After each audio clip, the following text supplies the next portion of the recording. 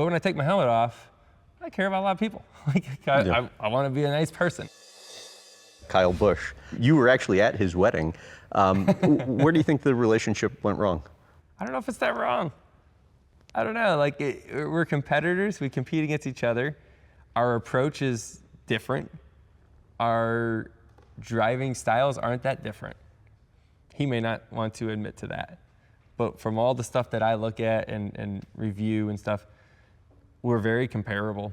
Off the racetrack, we couldn't be more different. I feel like I'm able to shut it off, put a helmet on, I'm competitive, I'm selfish, I'm there for my job, I'm there for the families that build my car and they're expecting their bonuses. I can give a crap about everybody else, I don't care about them. But when I take my helmet off, I care about a lot of people. I want to be a nice person. I want to be somebody that makes people better for knowing me. And so I can flip the switch. He's trying to take food off my plate, I'm trying to take food off his plate. Well, that's just competition. He should hate me. I should hate him on the racetrack. Mm-hmm. But when we take our helmets off, we should be able to get along. Mm-hmm. We don't. What about Tony Stewart? It's all kind of come full circle now, and it's funny now. For majority of them, I get along with now, right? Like Kevin and I have a great relationship. Tony and I, he texted me the other day. I mean, we talk to each other. And because he said normal. Nothing but little rich kid who never had to work a day in his life. Yeah, he called me Silver Spoon, right? And so he just called me Spoons forever. Which and at the time had to be. He texted me the other day and said, "Hey, Spoons." Right? That's just what he calls me now. Right? But you know what? Hey, listen. When Tony Stewart has a kid, guess what? His kid's Silver Spoon, right? Just is. Sorry, Tony made a lot of money driving a race car.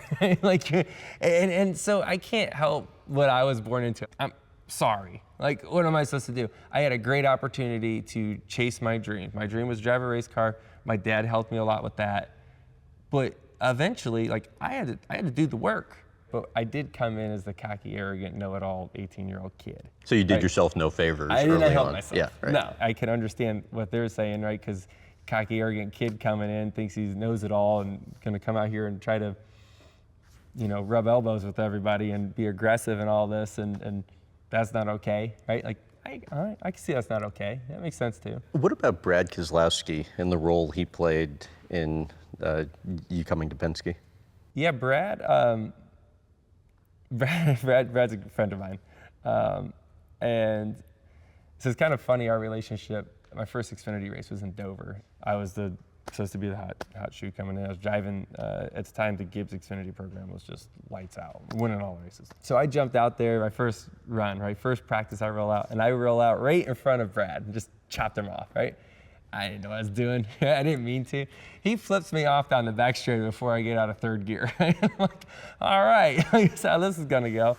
And we had a couple run-ins, and he was the young hot shoe coming in. I was so we kind of had a natural little rivalry going, which eventually we both kind of had a similar path in our career, right? We both were supposed to be great. We both lost our jobs at the original place we were supposed to drive, and then he went to Penske first. Ran there for a few years, won a championship, and then the opportunity that opened up, by the grace of God, that the 22 opened up is incredible. And he was the first person to call me. And he said, "I can't tell you what's happening, but it's big. And you need to call Roger Monday morning." It's like, okay, right? And this is right before the race. At that point, they're in search for a driver for the next year. I was out. I needed a ride.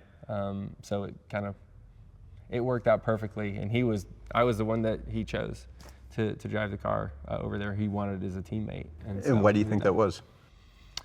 I think that he knew we were similar and that we can play off each other pretty well. We raced each other a lot, and I think he knew that as a teammate I can bring a lot to the table, that he knew I was going to work hard. He saw that part of it.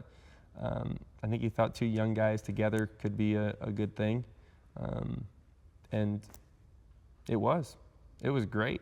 He was good at different tracks than I was, and I was better at him at other tracks. The repaves and mile and a halves was kind of like my thing, and he was good at the short track, wore out surfaces, and I learned a lot from him there. So it really made us both better.